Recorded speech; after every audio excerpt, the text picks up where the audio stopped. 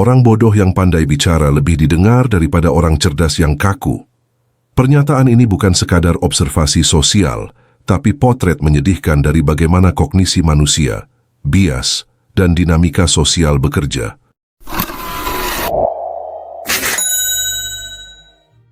Di poin pertama, kecerdasan tidak selalu komunikatif. Seorang individu cerdas seringkali menghabiskan waktunya dalam ruang mental yang padat, penuh analisis, keraguan metodologis, dan kesadaran akan kompleksitas. Maka saat berbicara, ia sering kaku.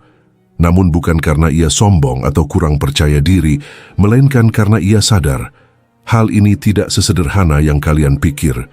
Realitanya, dunia tidak sabar terhadap kedalaman. Dunia lebih menyukai kecepatan, simplifikasi, dan confidence. Bukan keakuratan. Itulah mengapa si cerdas yang berhati-hati dan kaku seringkali kalah dari si bodoh yang penuh percaya diri dan lancar berbicara. Kekuatan retorika lebih tua dari logika. Sejak zaman Yunani kuno, retorika atau kemampuan meyakinkan orang lain lewat kata-kata sudah dianggap sebagai kekuatan politik utama. Sokrates misalnya, ia dihukum mati bukan karena salah, melainkan karena ia membuat orang penting merasa kalah dalam berargumen. Sementara para sofis, para penjual kata, hidup nyaman dengan menjual logika dangkal yang dibungkus dengan kata-kata manis. Dengan kata lain, kebenaran butuh waktu untuk dipahami. Omong kosong yang meyakinkan bisa dikonsumsi dalam 1 menit. Adanya efek halo dan bias persepsi. Psikologi sosial sudah menjelaskan ini sejak lama.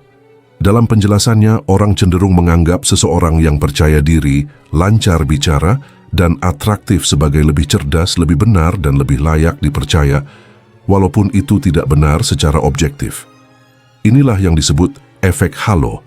Jadi ketika si bodoh bisa menyampaikan idenya dengan percaya diri yang disertai dengan gaya penyampaian yang menarik, publik akan dengan cepat memberi label hebat pada mereka. Namun sebaliknya, orang cerdas yang terlalu fokus pada isi tanpa membungkusnya dengan cara yang menarik akan dianggap aneh, tidak meyakinkan, atau membosankan. Ada sinyal sosial dan dominasi sosial. Komunikasi bukan hanya soal isi, tetapi juga soal dominasi sosial. Di dunia mamalia sosial, yang berbicara paling lantang atau paling meyakinkan seringkali dianggap sebagai pemimpin. Kemampuan berbicara dengan meyakinkan adalah sinyal kekuatan, bahkan jika isinya kosong. Sementara itu, kecerdasan yang tidak dikemas dengan assertiveness akan tampak seperti kelemahan dalam konteks sosial. Orang tidak suka mendengarkan seseorang yang tampak ragu meskipun dia benar. Daya tarik emosional versus ketepatan rasional. Orang bodoh yang pandai bicara seringkali menggunakan bahasa emosional yang menggugah perasaan, menciptakan urgensi palsu, hingga menyentuh emosi kolektif. Sedangkan orang cerdas cenderung berbicara dalam bahasa rasional, seperti menjelaskan sebab akibat, variabel, konteks, serta probabilitas. Masalahnya, emosi memicu tindakan, rasionalitas memicu kontemplasi. Dan mayoritas manusia lebih suka bertindak daripada berpikir. Jadi siapa yang mereka dengarkan? Tentu yang membuat mereka merasa lebih hidup. Ada ilusi kedekatan dan bahasa populer. Si pandai bicara, meski bodoh, menggunakan bahasa umum, metafora ringan, dan gaya yang relatable dapat menciptakan ilusi keakraban, membuat orang merasa dekat dengannya. Sementara si cerdas, jika ia tidak bisa menurunkan bahasanya, ia cenderung akan terdengar seperti alien dari planet logika. Dan manusia tidak mendengarkan alien, bahkan kalau alien itu membawa kebenaran. Kebenaran yang tak dimengerti akan ditolak seolah itu kesalahan. Selain itu terdapat simbolisme budaya dan narasi populer. Kita hidup di zaman ketika kemasan lebih penting dari isi, bahkan dalam ranah intelektual. Influencer bodoh dengan skill komunikasi tinggi bisa memengaruhi jutaan orang, sementara seorang ilmuwan jenius bisa mati dalam kesunyian karena tidak menjual. Dan sialnya lagi, masyarakat lebih sering membentuk naratif fallacy seperti jika seseorang terdengar meyakinkan, maka dia pasti pintar. Dan jika seseorang pintar tapi tidak meyakinkan, maka dia pasti membingungkan. Jadi apa yang harus dipelajari dari fenomena ini? Ironisnya, fenomena ini bukan sekadar kritik terhadap masyarakat yang dangkal. Ini juga teguran bagi kaum cerdas. Jika kamu tidak bisa menyampaikan idemu, jangan harap dunia akan peduli bahwa kamu benar. Kebenaran tanpa komunikasi hanya akan jadi fosil di dalam kepala. Dengan kata lain, retorika bukan pengganti logika, tapi logika tanpa retorika adalah peluru tanpa senjata. Sekarang mari kita lanjutkan dari sudut pandang MBTI. Pendekatan ini tidak hanya menyoroti perbedaan dalam cara berpikir, tetapi juga gaya komunikasi, fungsi kognitif dominan, serta persepsi sosial terhadap berbagai tipe kepribadian. Pernyataan, orang bodoh yang pandai bicara lebih didengar daripada orang cerdas yang kaku, menjadi sangat relevan jika kita melihat bagaimana MBTI memetakan kombinasi kecerdasan, ekspresi, dan persepsi. Di antara ekstrovert dan introvert, siapa yang lebih didengar? Orang ekstrovert cenderung lebih vokal, spontan, dan terbuka. Mereka lebih nyaman mengekspresikan ide mereka secara verbal, bahkan jika isi ide tersebut tidak terlalu mendalam. Tipe kepribadian MBTI di antaranya ialah ISFP, INFP, INFJ, ISTP. Sebaliknya, orang introvert cenderung memproses informasi secara internal terlebih dahulu, menganalisisnya dalam-dalam, lalu menyampaikannya dengan hati-hati, bahkan kadang terlalu hati-hati, hingga memungkinkan mereka kehilangan momen untuk berbicara. Tipe kepribadian di antaranya ialah INTJ, INTP, ISTJ, INFJ. Jadi ketika kita membandingkan ISFP yang cerdas sosial, tapi tidak selalu mendalam dengan INTJ yang kompleks, namun kaku, publik biasanya akan memilih mendengar si ISFP duluan. Itu bukan karena isinya benar, melainkan karena penyampaiannya terasa manusiawi dan menyenangkan. Fungsi feeling versus thinking, keintiman versus ketepatan. Tipe feeling berbicara dengan empati, ekspresi emosional, dan kepekaan terhadap audiens. Mereka tahu kapan harus tersenyum, diam, atau membesarkan suara untuk efek dramatis. Tipe ini paham cara menyentuh hati. Kepribadian MBTI diantaranya ialah ENFJ, ISFJ, ISFP. Tipe thinking cenderung menyampaikan ide seperti algoritma, yaitu langsung, tajam, dan tanpa basa-basi. Namun masalahnya mayoritas orang tidak nyaman menerima kebenaran dalam bentuk yang masih mentah. Tipe kepribadian MBTI diantaranya ialah INTP, ISTP, INTJ. Akibatnya, si feeling meskipun salah bisa tetap dipercaya. Sementara si thinking meskipun benar, sering dianggap dingin dan susah dimengerti. Peran dominan fungsi kognitif dalam komunikasi ialah untuk melihat bagaimana fungsi dominan memengaruhi gaya bicara.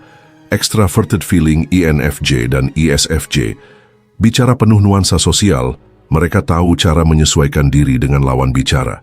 Mereka bisa bodoh tapi kelihatan meyakinkan. Lalu extraverted thinking ada INTJ dan ISTJ, langsung ke tujuan.